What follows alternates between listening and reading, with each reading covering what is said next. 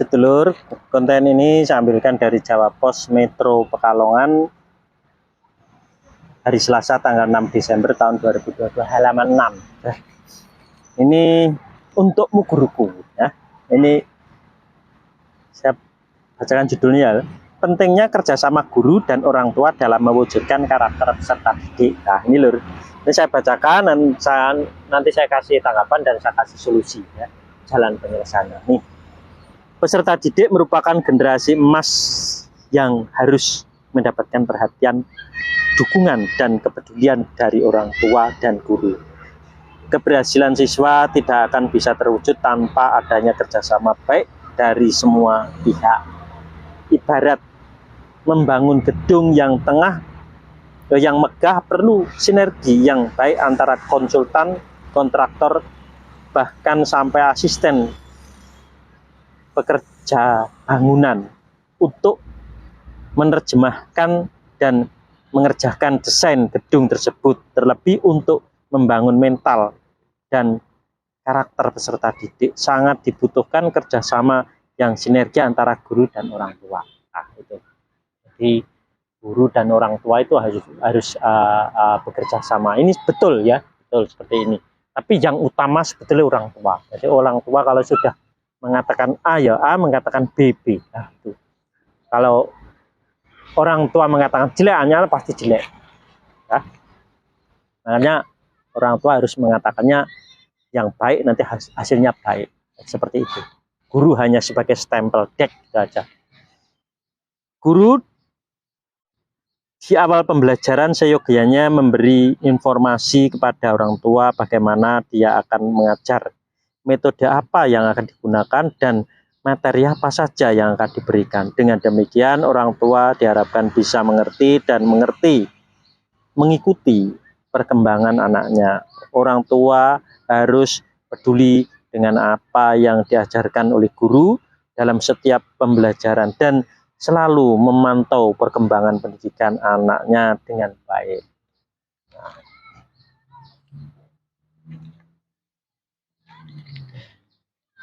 Melirik.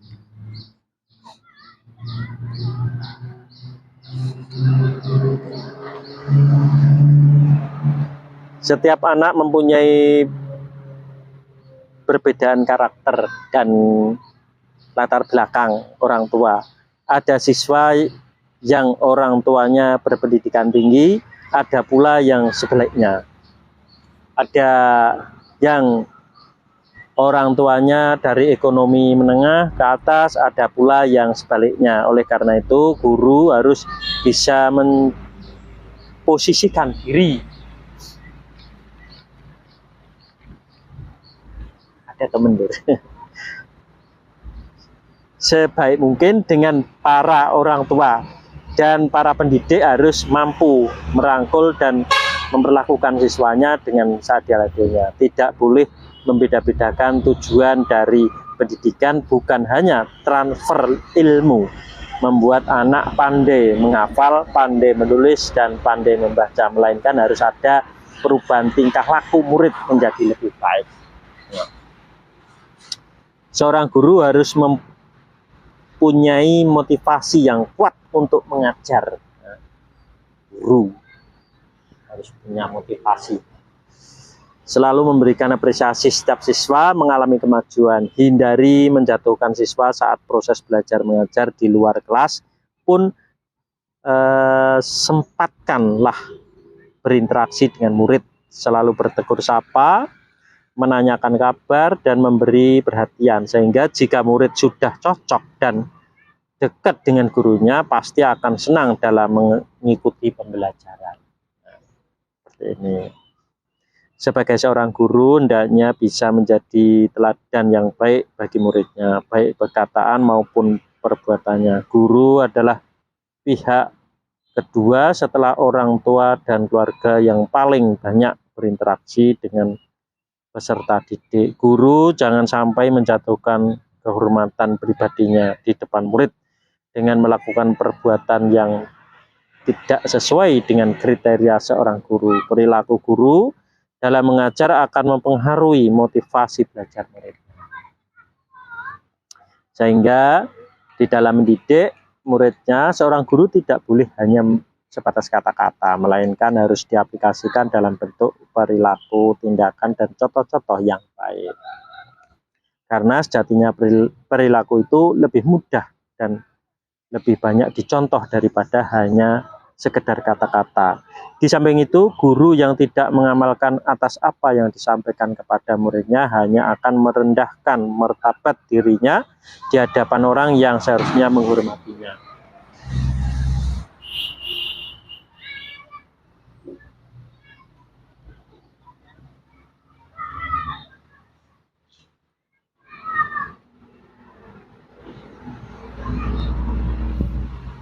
Pendidikan merupakan salah satu hal yang sangat penting di dunia siswa.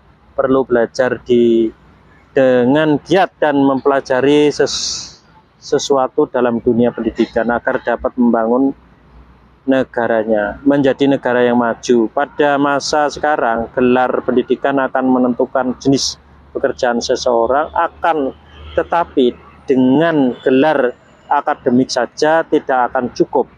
Perlu juga membangun karakter yang baik. Dengan karakter pribadi yang baik akan menjadi daya tawar tersendiri bagi banyak orang. Pendidikan karakter sangat diperlukan agar peradaban bangsa menjadi lebih baik. Ada banyak pilar-pilar karakter yang harus ditanamkan pada peserta didik, terutama anak-anak sebagai generasi penerus bangsa. Salah satu pilar yang harus ditanamkan pada anak adalah kejujuran. Kejujuran perlu dilatih dan diajarkan sejak dini, karena kejujuran merupakan benteng atau fondasi diri kita dari semuanya. Jadi ini sebagai benteng.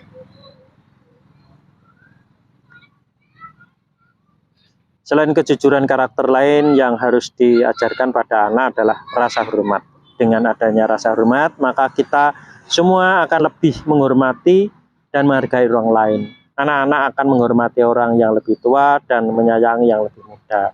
Dengan adanya pendidikan karakter, maka siswa kelas 4 SD Negeri 1 Pageroyong akan saling menghargai setiap ide dan juga tepat dalam mengambil keputusan. Pendidikan karakter jika diterapkan lebih dalam akan membuat anak-anak menjadi pribadi yang lebih baik. Pribadi yang baik ini tentunya harus mendapatkan dukungan dari keluarga, sekolah, dan masyarakat. Hal ini karena pendidikan merupakan tanggung jawab kita bersama untuk mendidik generasi yang lebih baik.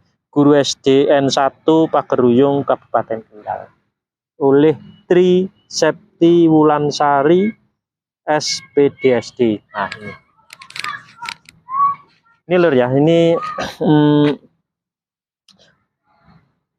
guru itu sebetulnya juga harus berusaha untuk apa? Untuk memberikan pendidikan karakter kepada anak. Tapi kalau orang tua itu apa ya, tidak memberikan ridho kepada anaknya, otomatis anak akan menjadi sulit, gurunya akan kewalan, gitu. Nah, kalau orang tuanya memberikan ridho, pasrah sumeleh kepada semua anaknya, gitu, otomatis guru-guru itu akan lebih mudah untuk mengatur.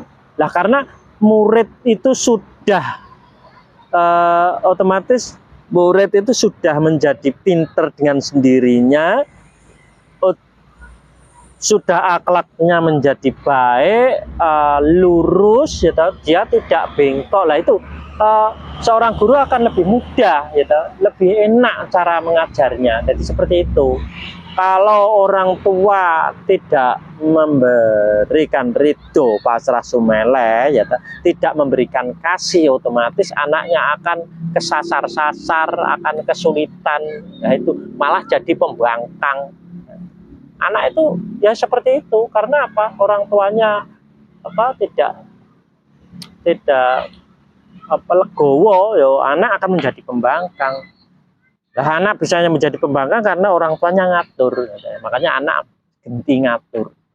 bagaimana agar anak tidak ngatur orang tua, orang tua harus sumeleh, otomatis anak akan sumeleh. Jadi kalau ini istilahnya saling gujar menggujar, otomatis anak terhadap siapapun akan gujar sama dengan gujar. Jadi pegang-pegangan, umpama udah katakanlah anak itu sama orang tuanya saling bergandengan, itu kalau melompat ke sungai sulit kan. Nah, kalau lepas tidak saling pegangan kan lebih enak. Jadi langkahnya lebih mudah, larinya melompatnya lebih enak. Kalau gandengan sulit, harus seirama, harus bareng. Nah itu makanya kesulitannya orang tua itu kalau megangi anak. Lah padahal kebanyakan orang tua tidak tahu akan caranya mendidik anak. Nah, caranya malah digujur-gujur, digundeli, di eman-eman, lah itu akhirnya jadi anaknya serba sulit. Nah itu. Nah, bagaimana ini agar anaknya bisa leluasa? Ya udah dilepas saja, lepas. Aku ridho, aku pasrah, aku sumeleh. Ya Pak, saya terima ridhonya, saya terima pasrah, saya terima sumeleh. Cuma gitu tok, tidak sulit ya. Cuma gitu aja kok. Orang tidak sesulit. Nah, yang sulit apanya? Cuma ikrar seperti itu. Mudah kan? Nah, segini aja dulu ya.